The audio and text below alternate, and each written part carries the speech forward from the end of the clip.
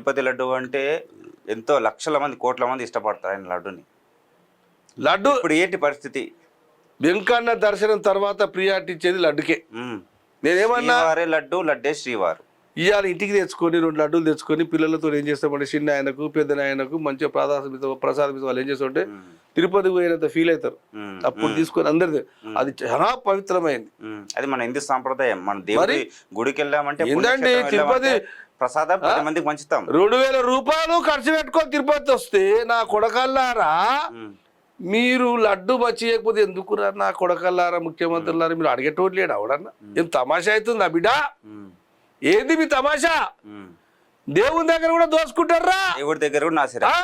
ఇవాళ ఒక్కొక్క బాపనాయన దగ్గర వెళ్తే అంటే డాలర్లు వెళ్తున్నాయి, బంగారు నాణాలు వెళ్తున్నాయి, లెక్క లేదు, పత్రం లేదు.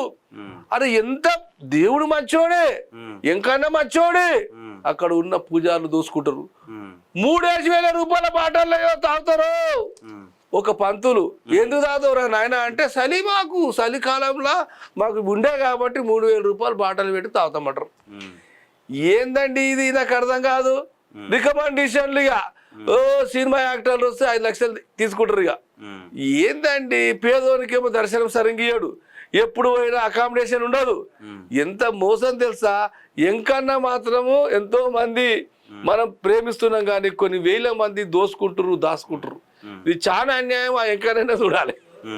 క్యూ న్యూస్ ఛానల్లో పనిచేయటకు అనుభవం గల సీనియర్ వీడియో ఎడిటర్స్ కావాలను సంప్రదించవలసిన నెంబర్ 8688926084. qnewsads@gmail.com ను సంప్రదించండి. లైక్ చేయండి.